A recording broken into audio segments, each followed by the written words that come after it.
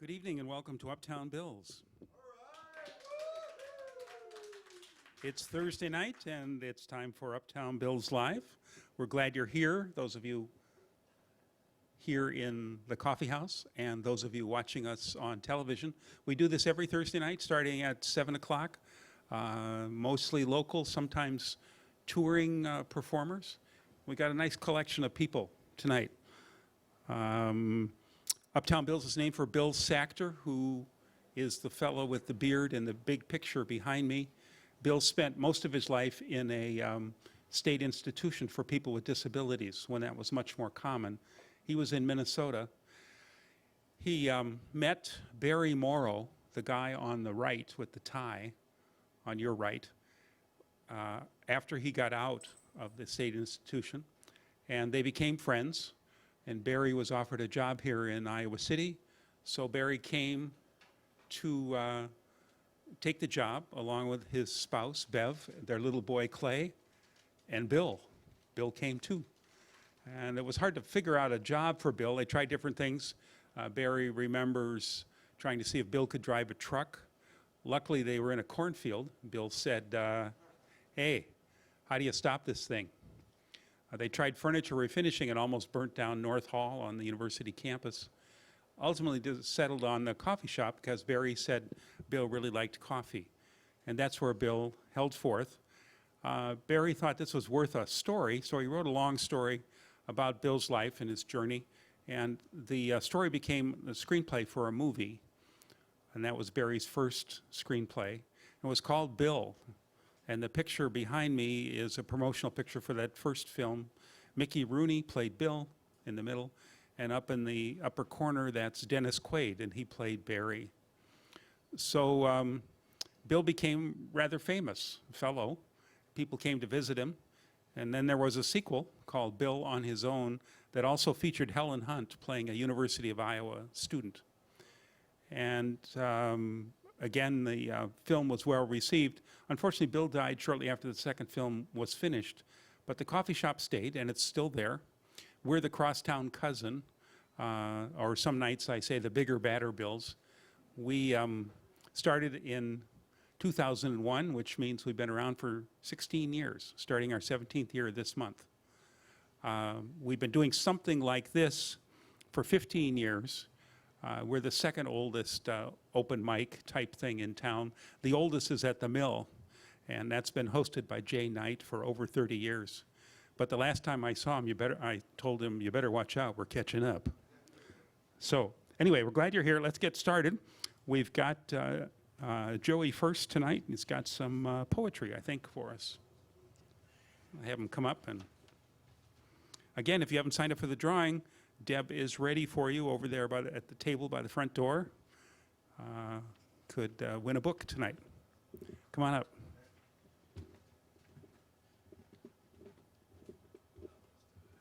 Use this a second. I'll have to sit.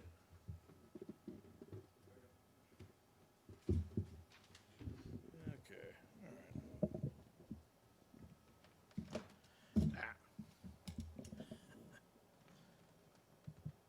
There.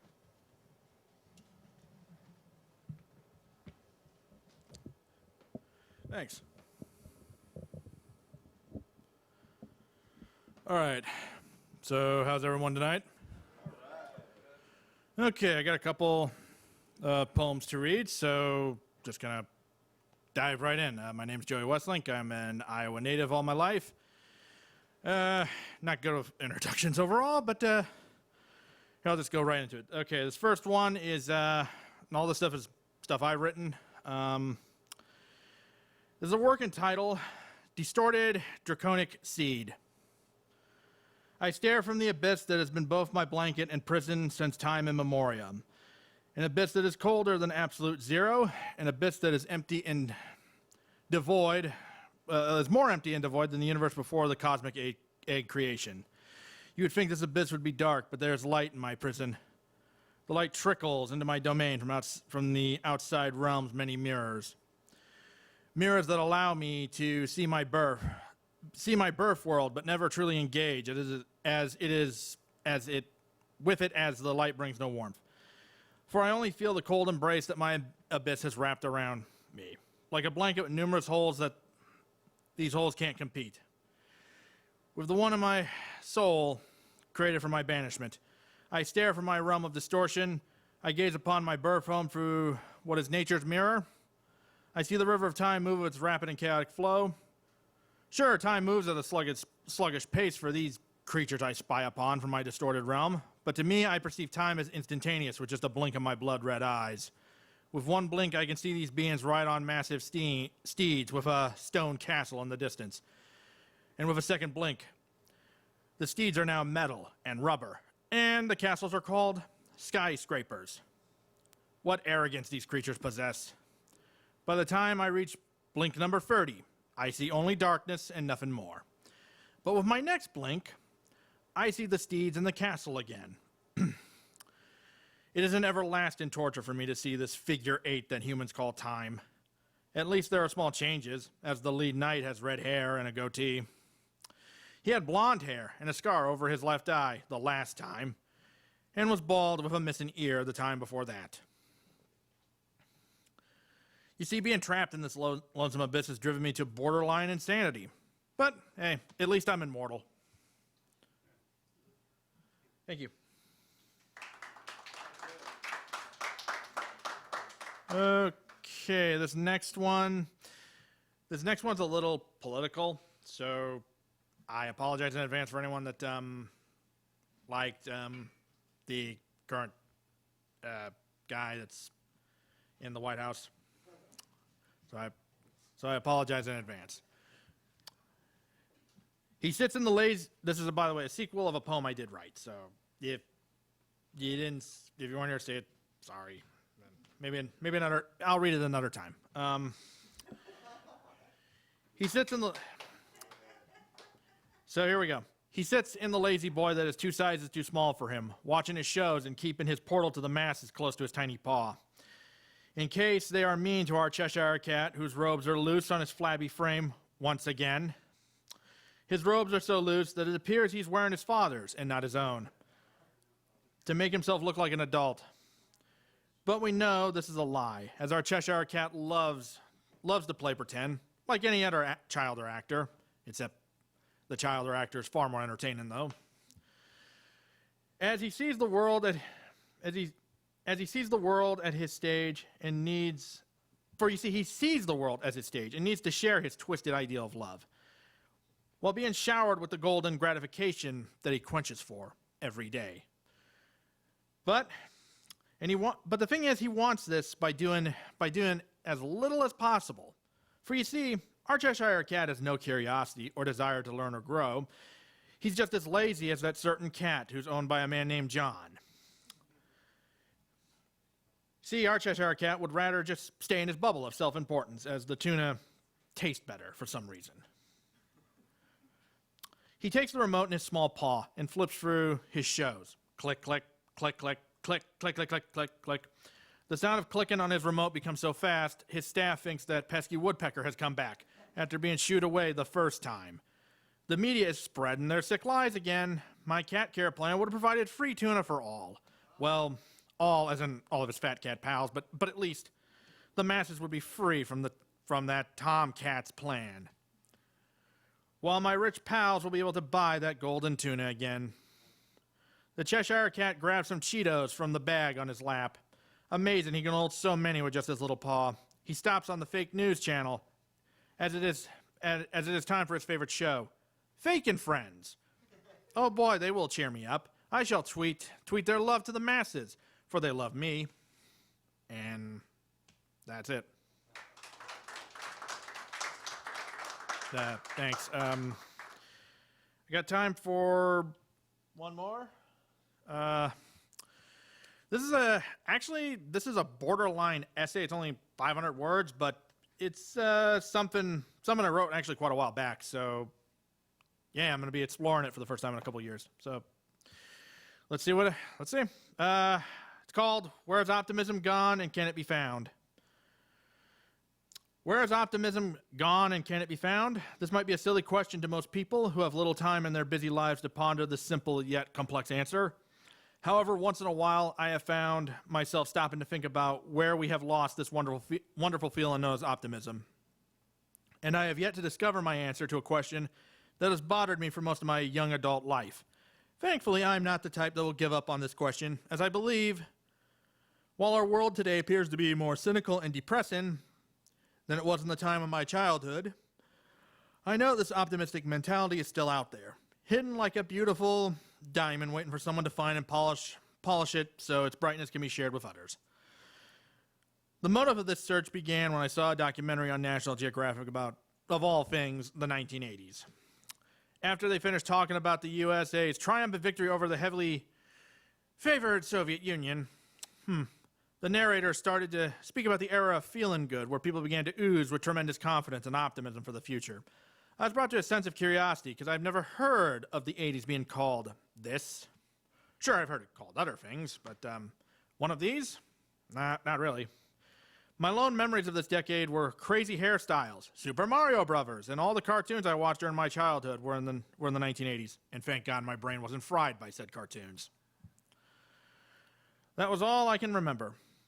My search for optimism began by looking at the word itself. And as it is a word, the first place to look for it is the dictionary. According to Webster's dictionary, optimism is a doctrine that is world is the best possible world, and second meaning is an inclination to put the most favorable construction upon actions and events or to anticipate the best possible outcome. The only thing I can take away from the meaning is this one important word, best. What is best exactly, and how does this fit to optimism? Where has optimism gone? Has it left us all just as the Lorax did after the final Tolufa tree was cut down by the Onceler? Did it leave when my hometown's dairy bar closed? I remember when it was open and served frozen treats. The building itself is one strange shape of an establishment, as its maroon roof engulfs the white square building. As a matter of fact, the building looks like an upside down ice cream cone after it has slipped from the childhood hands of your nostalgic past. A motorist traveling Muscatine cannot miss the sight of this building, as it is right on Highway 61, right across from Come and Go. It is most unfortunate that the dairy bar is now closed and deserted. My whole family had a connection to it. My oldest sister worked there when she was young.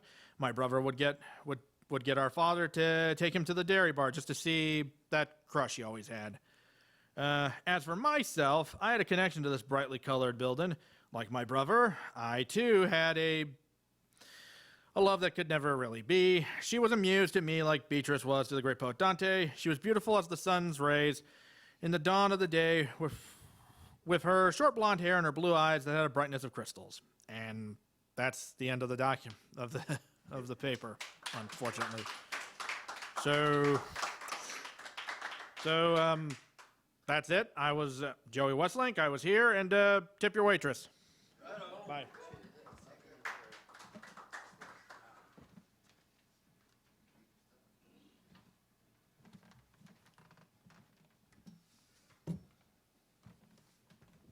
All right, thank you very much.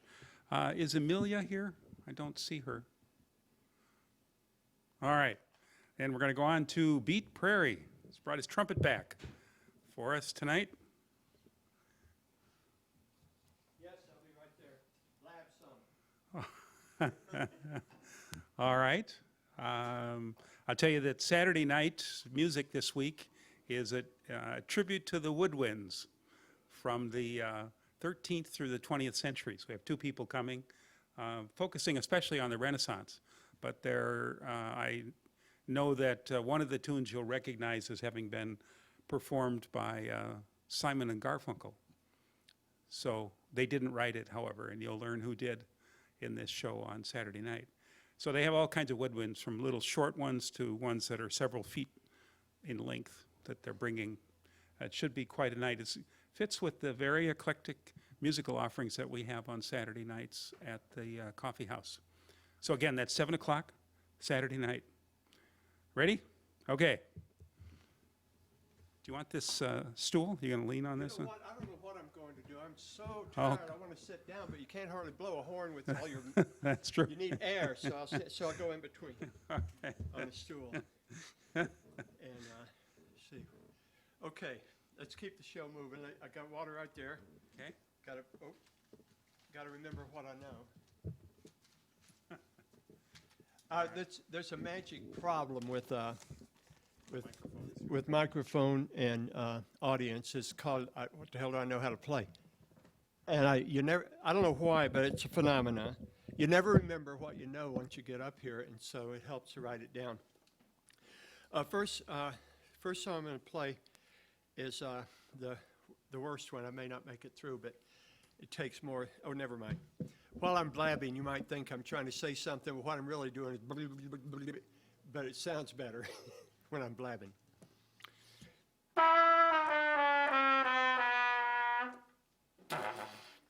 This song is named Cry Me a River.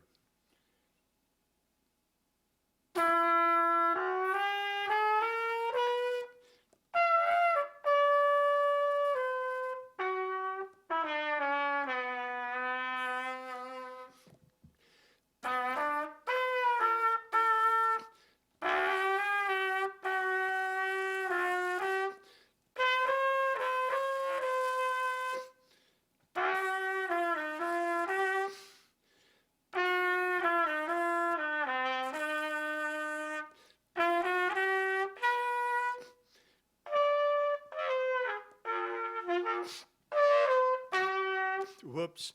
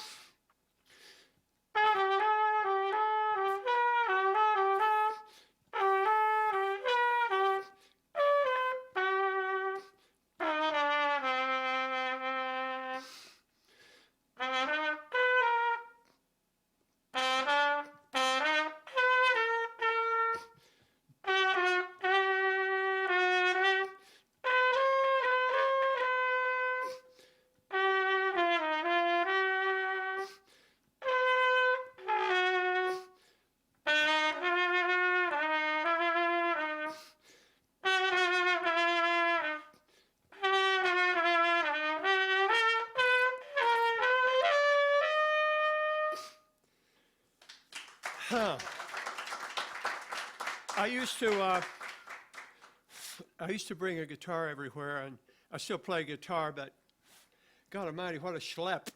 It's a lot easier to just drag this thing around. So, and as you see, I'm learning how to play it. I just took it up a couple of years ago. I promise I have a teacher, and I go to a lesson every week. So he said, keep trying. Let's see. This is a song in the idiom of the blues, and it's by Charlie Mingus, and it's a funeral dirge for Pork Pie Hat Guy. Oh well. Anyway, this song is named Goodbye Pork Pie Hat.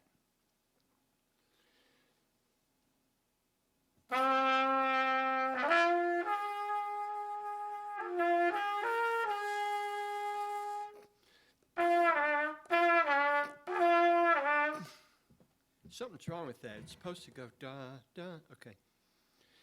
Restart.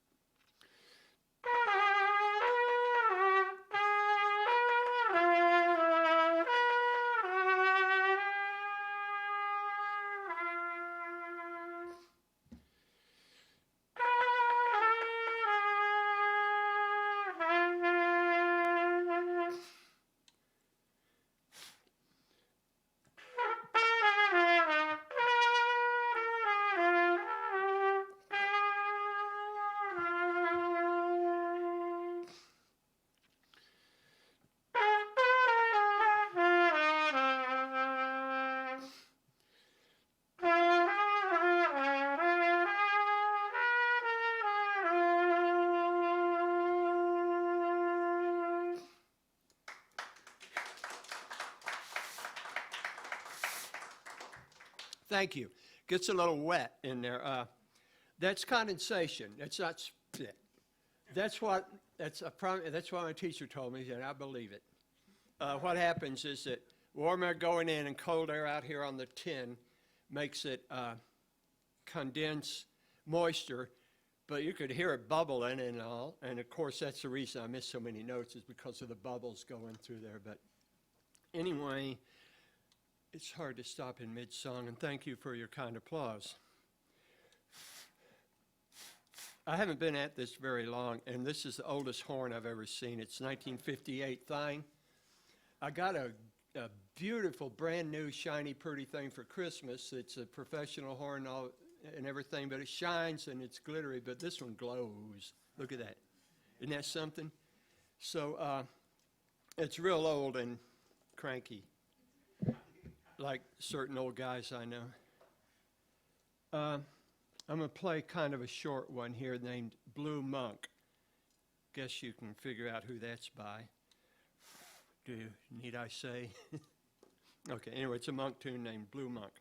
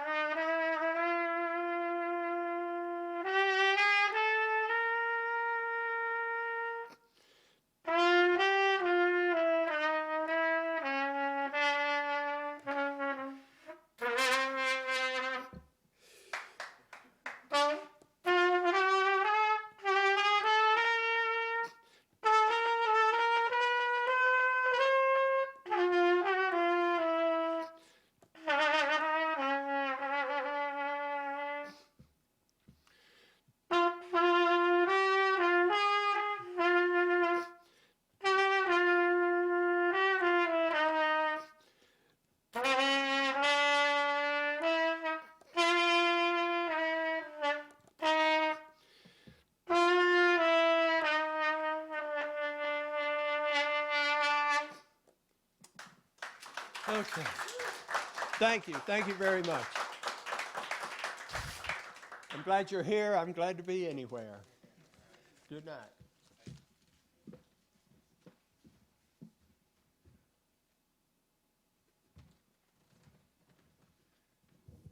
Thank you. I think we'll have our drawing, and Carl is next. So we're getting a little comedy, I believe. Let's see. Maybe, Maya, would you be willing? Deb, will you pick out two? And Maya will come and get them in the books from you and come up and read us our winners. Step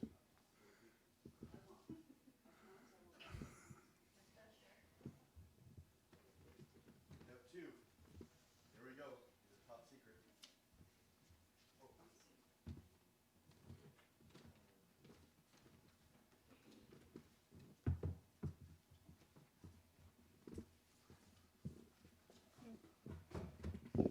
Okay, so we first have kitchen table wisdom, which I guess is stories that heal, and that goes to Vicky.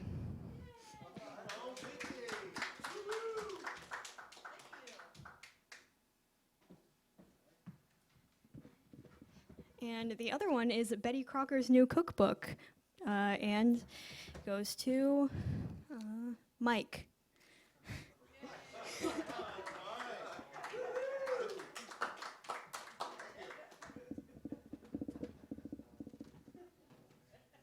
Thank you. We noticed the cookbook has 2 pages marked. One is for nachos, and the other is for turkey tetrazzini. So actually little marks on the page. Okay. Carl, you ready? Yeah, come on up. Here for Carl, everybody. Come on. All right. First off, let's give it up for the cross between Weird Al Yankovic and Louis Armstrong. Okay. He had a Hawaiian shirt on and he plays a trumpet. All right. So, am I the only one that thinks it's weird that everybody knows about the Secret Service? Someone messed up pretty big on that one, I think. I got a lot of problems. Really? You seem like you have it all together. Got a lot of problems. I'm afraid of phobias. Phobia. I'm addicted to lunch meat, but I'm trying to quit cold turkey. Yeah, I don't even need you on that one. I like that joke so much I considered not doing it because I didn't want you to judge it. A lot of problems. I just turned 21, so, oh, yeah, no, woo! Not that great, really.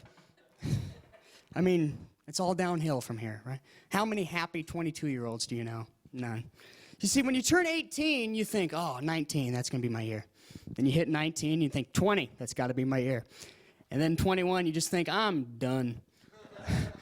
I give up, set up for failure. It was weird turning 21, because during the day, we celebrated, and my mom at one point got really, really serious. She looked me right in the eye, and she said, Carl, you're 21 now, which means you're an adult, and it's time you start acting like one.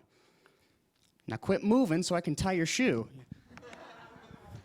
Joking, I have Velcro.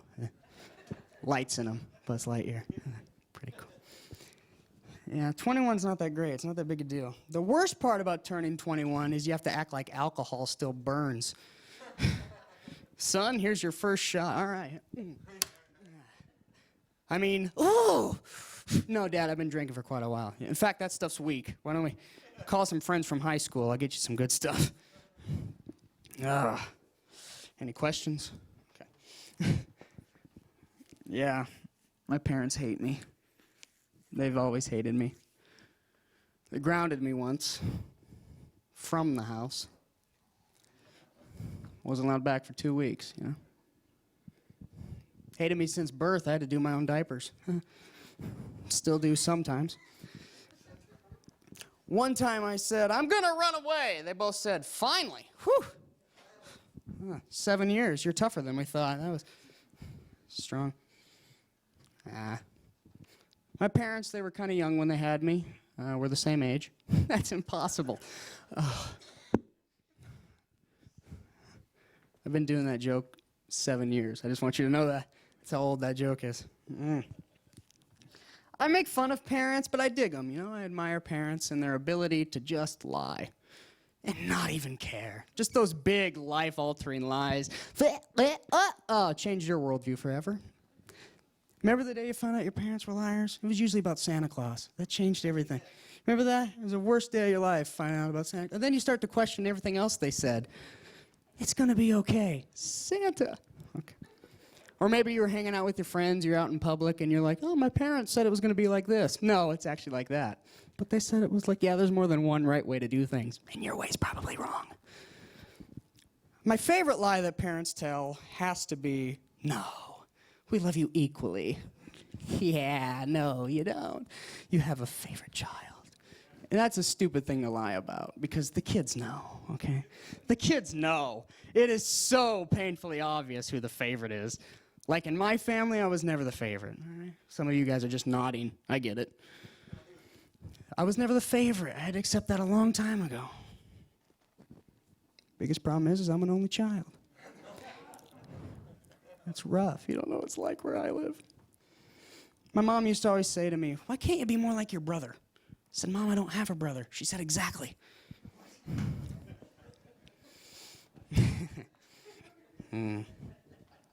Yeah, all right. I just got done with college. Woohoo, debt. Yeah, debt. Woo! I think when you decide to go to a college, when you're in the office deciding your major, the guy behind the desk should just show you a bill and be like, all right, so here's all your textbooks, this is your room, this is your board. Now, do you still want to get a degree in radio broadcasting? Does that sound like such a good idea now? No, I didn't think so. That's what my degree is, radio broadcasting. In case someday, I have to turn a stereo down, I guess. I don't know, get the phone call. Son, the radio's not working. Good thing I got the degree, College. My whole life I had heard how difficult college was going to be. Like in high school, they always try to scare you with it. Like, college, you'll never get away with that. College. Not that difficult. Let me run you through my college day. I woke up every morning at the crack of 10:30, went to class for 2.5 hours, came home, ate a pizza, passed back out. Not that difficult. Pretty much fits my natural vibe. But keep in mind, I went to a small community college in Marshalltown, Iowa. I feel like that's an important factor. I love community college. People rag on it a little bit. I loved it. It was great. I walked in the first day. I met my professors. Oh, I guess I'm smarter than you. That's great. I didn't know that. It's a good confidence boost. I don't even know what the qualifications are to teach at a community college. You got a blazer? Get in there. It's physics. There's no way there's a physics department at MCC. College, yeah. It was weird. I didn't ever want to go to college when I was younger. It didn't make sense. This is my job. I've been doing this for 7 years. I've been doing stand, and look where I am. Yeah, it's booming. Okay. If you guys would spread out more, we'd look like we sold it out. Okay. What was I talking about? College. Can't go off on those tangents. But for the longest time, it didn't make sense why I needed to go to college because, like I said, this is my job. And I didn't think they'd offer courses in standing up in front of complete strangers and making an ass out of yourself. But they do, and I excelled. But for the longest time, it didn't make sense. But then it did finally click during my mom and I's final argument we ever had about this, because you see, that's all we argumented about in high school. Back and forth. I don't want to go to college. Yeah, but you got to go to college. I don't want to go to college. Finally, she snapped, couldn't take it anymore. Conversation's over. You're going to college.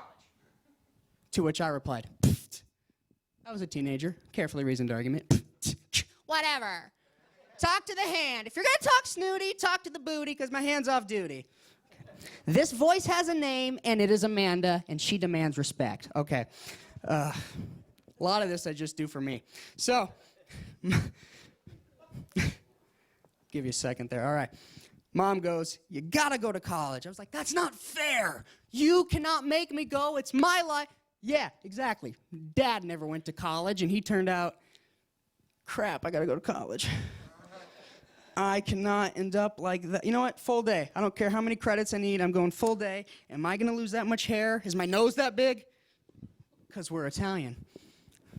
I leave parts out for myself. College. I make fun of my parents a lot because it's really easy, but that was funnier than you let it be. But my parents and I, we've always been really, really close, really close. Almost like family. No? Okay. Let me see, because we are. I'll give you. This little dwarf is in a car accident. He's really mad because he knows that it's not his fault. Gets out of the car, slams the door, and goes up to the other driver, and he says, I want you to know I'm not happy. The driver says, all right, which one are you? Ah, the classics. Ah, the classics. Oh, so many problems. Sometimes I can't remember whether or not I have amnesia. A lot of problems. My whole act is based on problems. God forbid something start going right, because then I'm out of material. like I just started dating somebody new, and that's tough because, you know, in the past I haven't had luck with relationships. You know, the girls don't treat me, but this one, she treats me really good. She's always there for me. You know, she supports me emotionally and even verbally. She picks me up anywhere, anytime I need her to. She'll do anything to just try and make me happy. And when I'm with her, I can just feel how much she cares about me, and it's just so annoying. Right? Like when they care, now I gotta try. That's the worst. Before, treat me like crap, then I don't even have to answer your text messages, right? Why didn't you text me? Because you sound like the Wicked Witch of the West, frankly. But with this one, why didn't you open my Snap? Because I was cheating on you. You're too nice. What do I do? She was griping the other day. She was like, why don't we have that many pictures of us together? I said, because I don't want the evidence. Okay. Fours don't have feelings. Come on. That was mean. I've dated a lot of different people. Like for a while, I was dating a deaf girl. You know, a deaf girl. And I tried to break up with her, but she just wouldn't hear it. And so eventually, though, she ended up breaking up with me because she said that I never listen. Oh, puns. Where would we be without puns? Probably 50 years advanced. But, you know, I give her a hard time, but I like dating. It's nice. I like having somebody care about me and all that. But the worst part is that it's expensive, right? Dating is expensive. I mean, having a girlfriend has cost me a lot of money, especially since she's raised her prices. We're all on the same page for that one, all right? Well, listen, you guys have been absolutely adequate, and I mean that. But I gotta get going because I don't want to be here. But I gotta get going because I got a babysitter at home. You know, I don't have any kids, but where else am I gonna find a 17-year-old girl for only $4 an hour? Thanks so much. My name's Carl Giannetto. I hope you don't die. Thank you.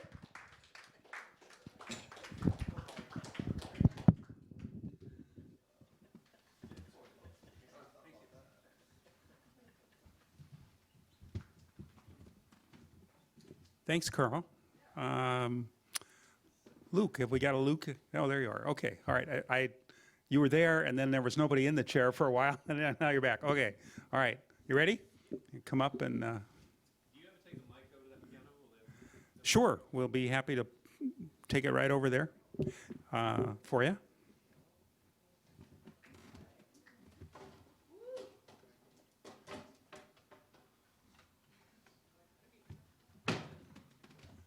For you folks at home, this will be a partial view. But we're taking a microphone over, and Luke is going to play for us.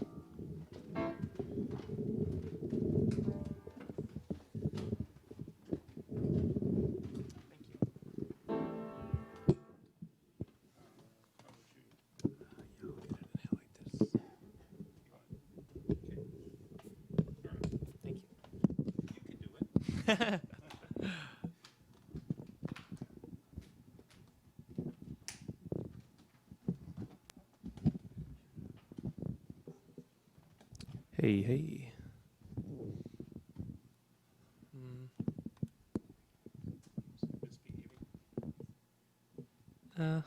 That should be okay.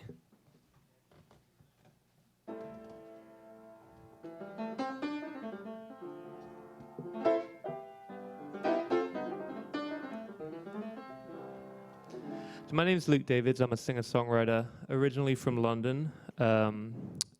I live in Iowa now, just over in Fairfield. I have a couple of songs that I wrote that I wanted to play for you. The first one's called Simple Life.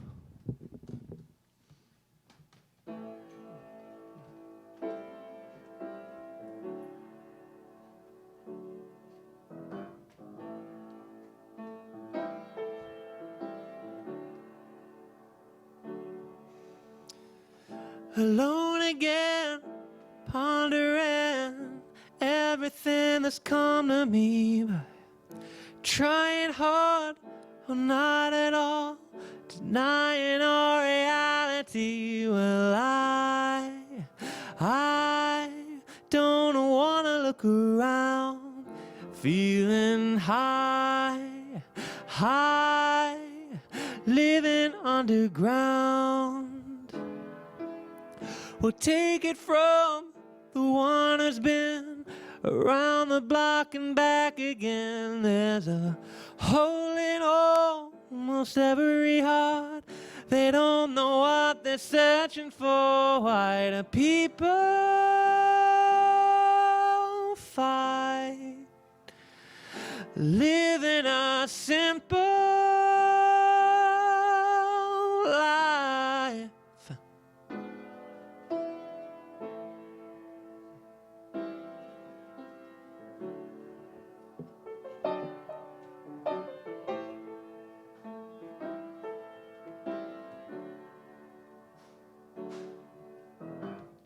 Well, maybe I'm the only one, a single abnormality who sees something wrong with living only for the trivialities. Well, I take a good look around.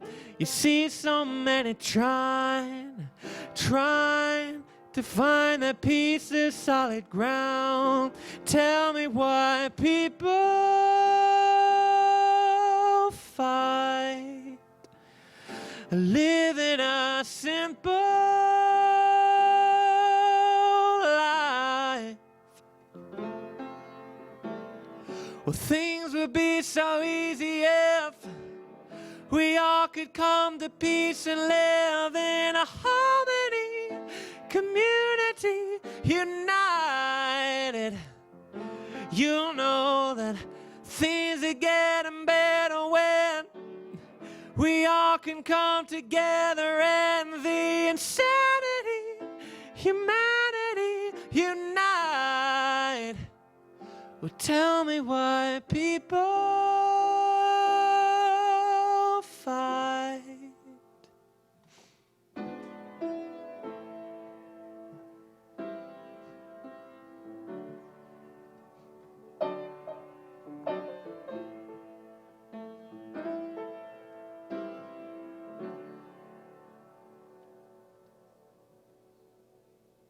Thank you. So I have a couple of albums that I've recorded in the past. The second one I just finished last year, at the end of last year. It's called Let Love, and this is the title track off of that. Those are at lukedavids.com if you're interested.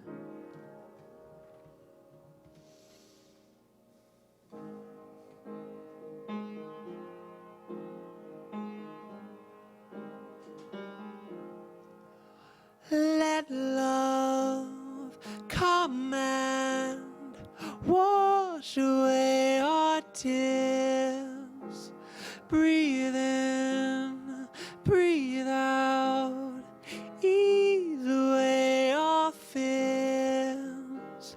I won't ever turn away my gaze from you.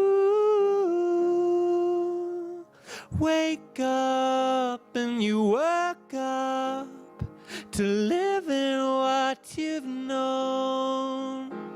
Take time for your frame of mind. Feed what's in your soul. I won't ever turn away my gaze, guiding, holding you in highest praise. But don't you ever believe you're not enough. If you could only see, if you could only believe that heaven's in you and me.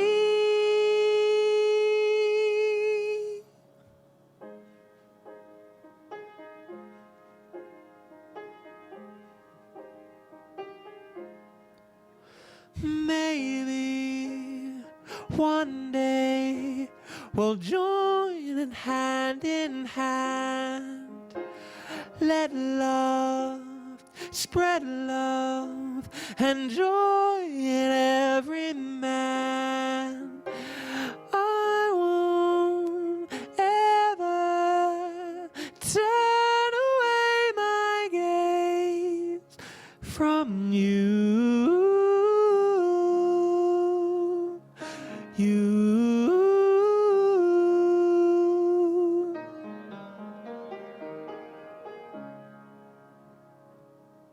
Let love, let go and let love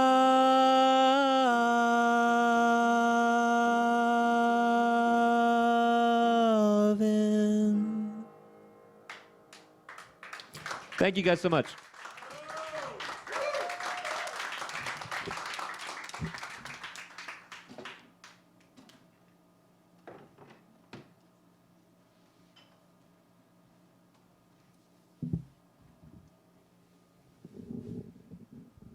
Luke Davids, new to us, new to Iowa.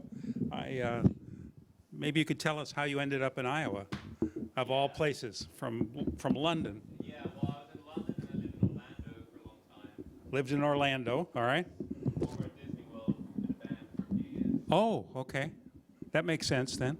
All right. I visited Fairfield with my dad. Uh-huh. Pretty big meditation community. Right. My dad was into that and so am I. So I checked it out last fall and just kind of fell in love with the small town there. Uh-huh. Creative community. So. All right. So checked out Fairfield with his dad and pow, moved here. Yeah. Okay. Thanks again. Josh is next. And during Josh's set, our hour of television will end. So if you'll turn to this camera and wave, this one here, and say goodnight to the folks on television, then they'll go away in the middle of your set.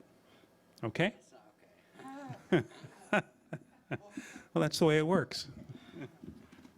Plug into. Sure. We have a chord for you. Just for you. Just for you, yeah. No one else has asked for one yet tonight, so.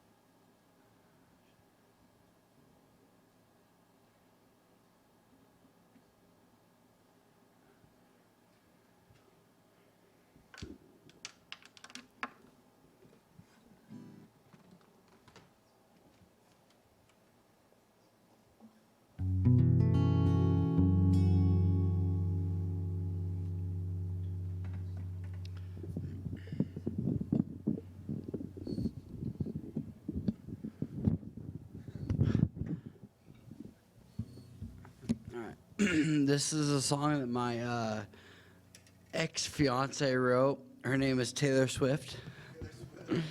Song's called Blank Space.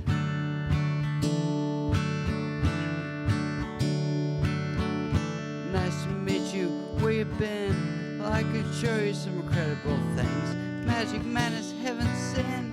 I saw you there and I thought, oh my God, look at that face. You look like the next mistake. Love's a game, wanna play it. New money, the suit and tie. I could read you like a magazine. Ain't it funny how rumors fly? And I know you've heard about me. So hey, let's be friends. Dying to see if this one ends. Just grab your passport and my hand. I can make it bad guys good for a weekend. So it's gonna be forever her. Oh, it's gonna go down in flames. And tell me when it's over. Oh, the high was worth the pain. Got a long list of ex-lovers. I'll tell you I'm insane. But you know I love the players. And you love the game. Cause you're young and reckless. It'll take us way too far. It'll leave you breathless. Or will a nasty scar. Got a long list of ex-lovers. I'll tell you I'm insane. But you know I got a blank space, baby.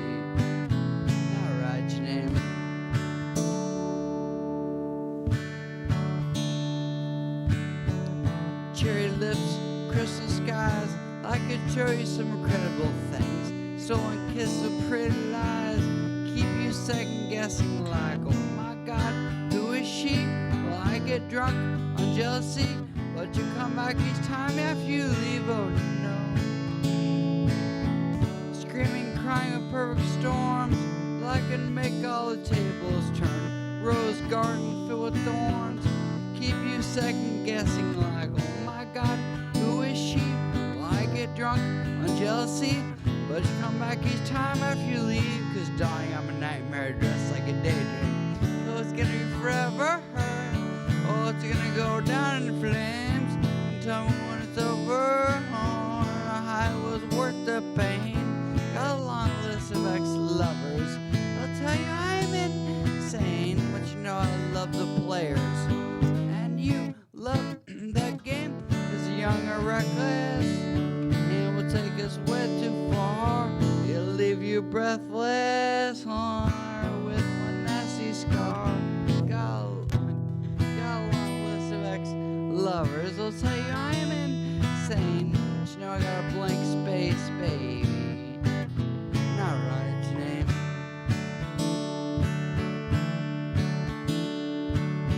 So it's gonna be forever, or it's gonna go down in flames. And tell me when it's over. Oh, the high was worth the pain. Got a long list of ex-lovers. I'll tell you I'm insane, but you know I love the players. And you love the game, cause the young are reckless. And will take us way too far. It'll leave you breathless, with one nasty scar. Got a long list of ex-lovers. I'll tell you I'm insane, but you know I got a blank space, baby. All right, James.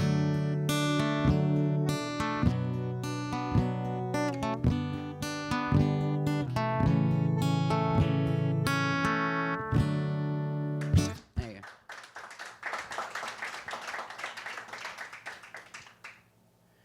I'm thinking about proposing to her again. All right, this next song, I learned these two songs as a joke. This next song is by an artist named Adele. The song is called Someone Like You.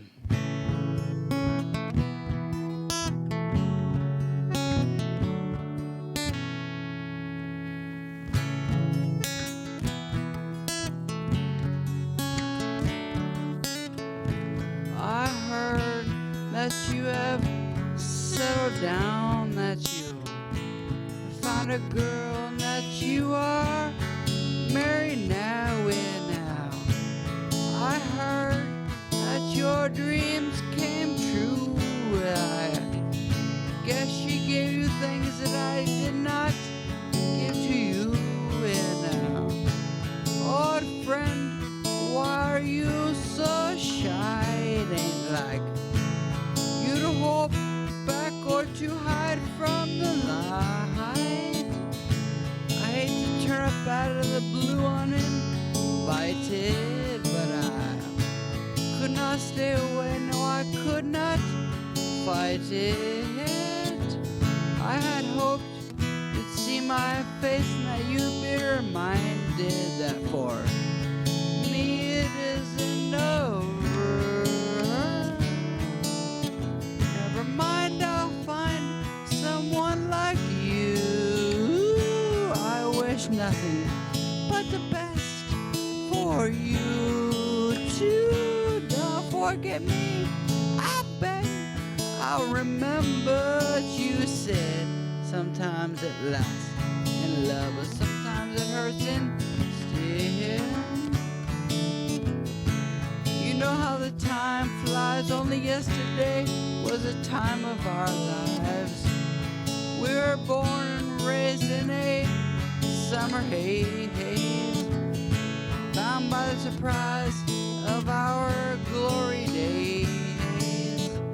I hate to turn up out of the blue uninvited, but I could not stay away. No, I could not fight it. I had hoped to see my face and that you would be reminded that for me it